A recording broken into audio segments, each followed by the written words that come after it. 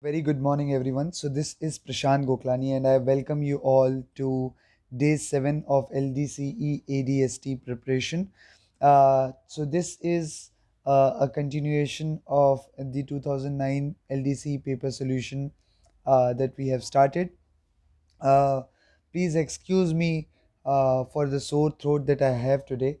I hope it's bearable enough. Without any further ado, I'll start with the presentation for today. So, as you can see, we were dealing with question 1 only till now, and question 1A and 1B we had already completed in the first two videos. Uh, Today, we are going to start with question 1C, and question 1C, as you can see, it talks about the essentials of interlocking. 1C, what are the essentials of interlocking, right? So we can see that very well, and I hope and it's for 5 marks, as you can see. If we have enough time, we'll also cover, or we'll also start with second question, 2A. What are the rules for passing automatic signal at danger, stop signal at danger, warner distant at on, advanced starter at danger as well, right? So first, let's cover the essentials of interlocking, a very important aspect of signaling that all of us must know, right? So LDST, LDCE, ADST paper 1 solutions. Solutions, I'll just open a file. Give me a second. Uh, just a second.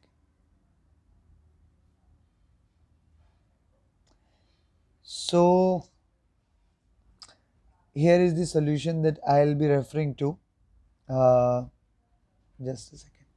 So I guess we had already covered the first essential of interlocking, but still we'll do it from the very start. So as per para 7.82 of SEM Part 1, 1988 edition. Now, as all of you know, that there is a latest edition of Signal Engineering Manual Part 1 that was published in July 2020, and the PDF of it is available now. I'll attach it in the description of the video, right? So what does it say? Let's see. Lever frames and other apparatus installed for the operation and control of signals, points, etc. must be so interlocked and arranged as to comply with the following essentials. So, whether they are lever frames, whether they are buttons, uh, they should be installed for the operation and control of signals, points, etc. Whatever are the signaling gears that we deal with, they must be so interlocked and arranged so as to comply with the following conditions. And these conditions or these essentials are only the essentials of interlocking. So, what does the first essential say? It says it must not be possible to take off a running signal unless the following are ensured not only in the actual portion of the track on which the train has to travel, but also on the overlap. So, we have to comply. With the first essential not only for the actual portion of the track in which the train is going to run, but also in the overlap portion, right? And so what are the essentials, or what are the conditions that we need to comply with before we take off a running signal? The first is all the points are correctly set. So in the actual portion of the track as well as in the overlap, all the points must be correctly set. Second condition is all the facing points are locked, right? So at side all the facing point must be locked, so that we should not be able to change the position of the point once the signal has been taken off. All the interlocked level crossing gates are closed and locked against the road traffic. So this is also an important condition when you are taking off a running signal.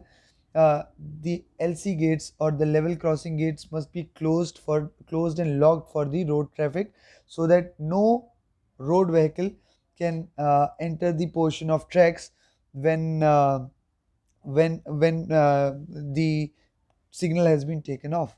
And the isolation is also ensured uh, for the running line before we take off a running signal. Now, what is the second essential? Let's have a look on the second essential. Once the signal has been taken off, it must not be possible to do any of the following unless the signal has been put back to the on position, right? So the second essential talks about what happens after the signal is taken off. After the signal has been taken off, it must not be possible to do any of the following. So there are a set of things that we need to take care once the signal has been taken off. Uh, and these conditions should be ensured till the signal has not been put back to the on position or to the danger position. So once the signal has been taken off, the following should be ensured, and it should not be possible to alter the position of the relevant points. Once the signal has been taken off, we should not be able to alter the position of the relevant points in the actual portion of the track as well as in the overlap portion. Unlock the relevant facing points, right? It should not be possible to unlock the relevant facing points once the signal has been taken off. Unlock and open the relevant level crossing gate. We should not be able to open or unlock the level crossing gate for the road traffic once the signal has been taken off, and disturb the relevant isolation, and the isolation should also not be disturbed. uh, so these are the four things that we need to ensure once the signal has been taken off. The third essential talks about it must not be possible to take off at the same time any two fixed signals which may lead to any conflicting movements, right? So the third essential basically talks about we should not be able to take off any two signals at the same time which lead to conflicting movements. So what can be conflicting movements? Conflicting movements can be on the same line if you are initiating the movements for movements in two opposite directions, then that should not be possible. Even when even when there is a possibility of a sideways collision, then also it is a conflicting movement. So before we take off, it should not be possible for us to take off any two signals which can lead to conflicting signals. So many times it may happen that uh, there is a shunt signal which can be conflicting to the mainline signal, mainline signal uh, at the running line.